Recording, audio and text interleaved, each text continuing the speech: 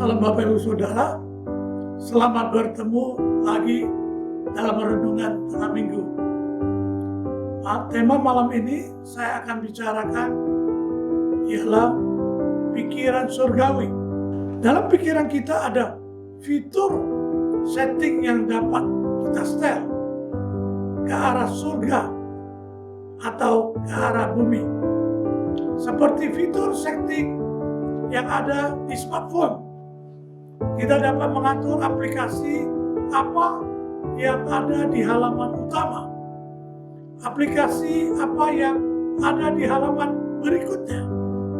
Kita dapat melakukan pengaturan bahasa menggunakan bahasa Inggris atau bahasa Indonesia.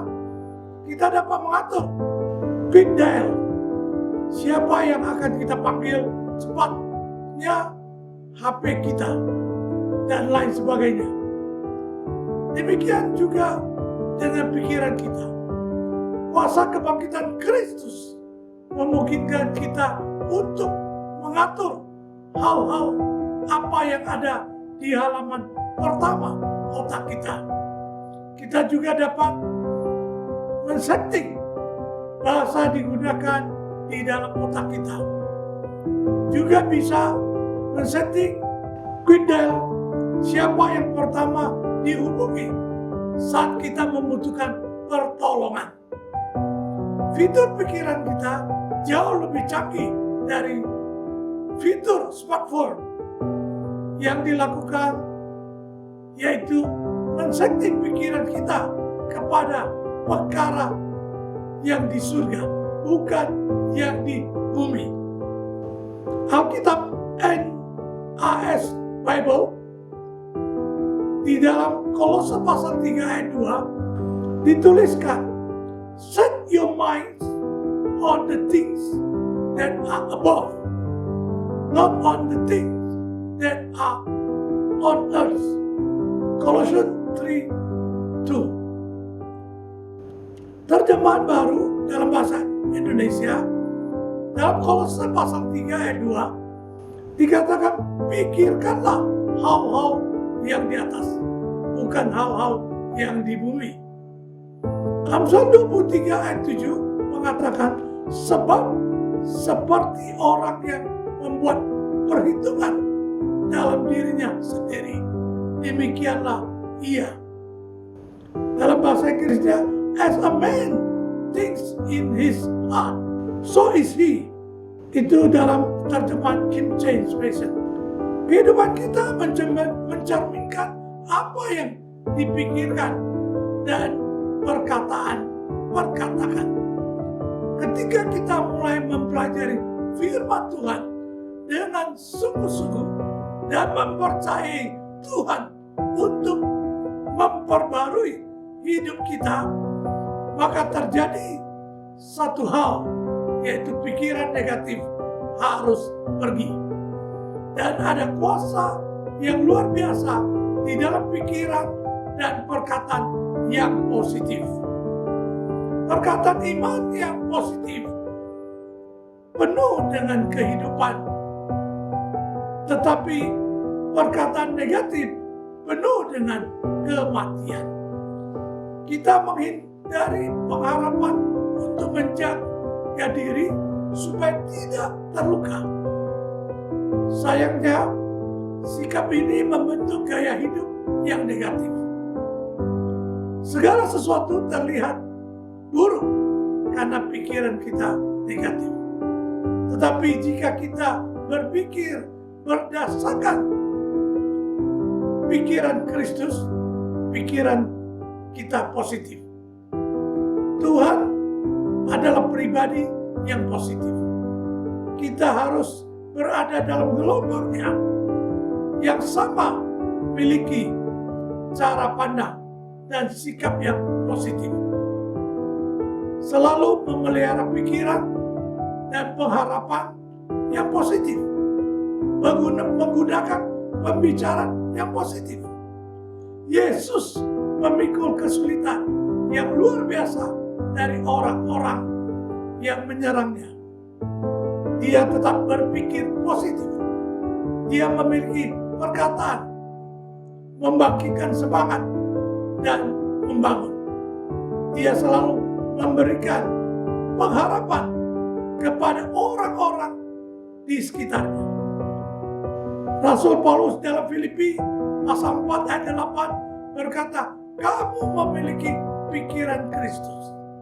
Jadi pakailah itu, jalan menuju kebebasan dari pikiran negatif. Dimulai ketika kita menghadapi masalah tanpa mengeluh. Pilihan ada pada kita. Saat ketika kita tidak mendapatkan apa yang kita inginkan, pikiran akan muncul dan berusaha menarik kita untuk bersikap negatif. Atau kita dapat memilih untuk mengatasi situasi tersebut, menghadapinya, dan menikmati apa yang Tuhan akan kerjakan untuk kita. Tidak peduli apapun yang terjadi. Iblis biasanya menipu manusia untuk mempercayai bahwa sumber kesedihan dan masalah yaitu hal-hal yang dari luar. Tetapi dengan teratur awasi pikiran kita, maka dapat menaklukkan setiap pikiran untuk taat kepada Yesus Kristus. Seperti yang tertulis dalam 2 Korintus pasal 10 ayat 5. Izinkan Tuhan menjadi kemenangan dan mengangkat kepala kita. Dia ingin mengangkat segala sesuatu, harapan, sikap, mood, kepala, tangan, hati, bahkan seluruh kehidupan kita. Roh Kudus akan dengan cepat memperingatkan jika pikiran kita mulai membawa ke arah yang negatif. Pilihan ada di tangan kita, apakah mengikuti pikiran daging atau pikiran Roh Kudus yang memimpin ke dalam kematian, yang lain kepada kehidupan. Pilihan tetap di tangan kita. Saudara, sadarilah ada kuasa kebangkitan Kristus di dalam diri kita yang memampukan kita untuk setting pikiran kita tertuju pada perkara-perkara di atas, bukan yang di bumi. Apa perkara-perkara di bumi? Kebutuhan kita seperti makan, minum, pakaian, semua itu dicari bangsa-bangsa tidak mengenal Allah. Tetapi Bapa di surga tahu bahwa kita memerlukan semuanya itu. Ia memerintahkan kita mencari terlebih dahulu kerajaan Allah dan kebenarannya. Maka semua itu ditambahkan kepada kita. Dalam Matius pasal 6 ayat 31 sampai 33. Saudara, segala hal atau segala harta kekayaan yang ada di bumi ini hanyalah tambahan. Jangan sampai kita tidak dapat hal yang utama karena sibuk mengejar yang tambahannya. Mari saudara-saudara, settingkan pikiran kita pada kekayaan yang Bapa Surgawi sudah siapkan. Jangan memikirkan hal-hal dunia yang hanya merupakan kebutuhan jasmani dan hal-hal yang sementara di bumi ini. Kita akan mengalami ketakutan, kekhawatiran, dan kekecewaan, bahkan putus asa. Tetapi bukannya kita tidak buat rencana untuk hidup kita. Buatlah segala yang direncanakan sesuai dengan cara surgawi.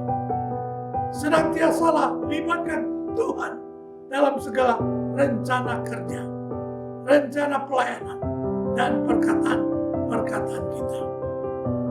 Maka saudara akan alami kuasa kasih Allah Bapa di surga. Dia akan menyertai, memelihara, menuntun dengan dahsyat dan ajaib.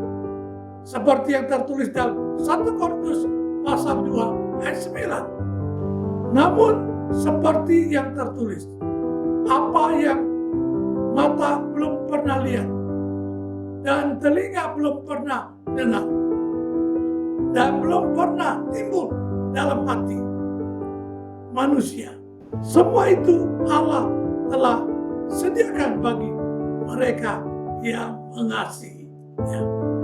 God bless you. Mari kita berdoa.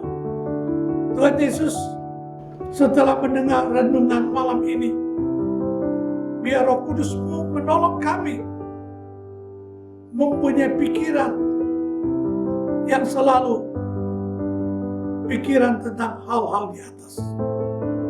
Maka pemikiran kami akan arah pada kebaikan dan kasih dari Bapa surga.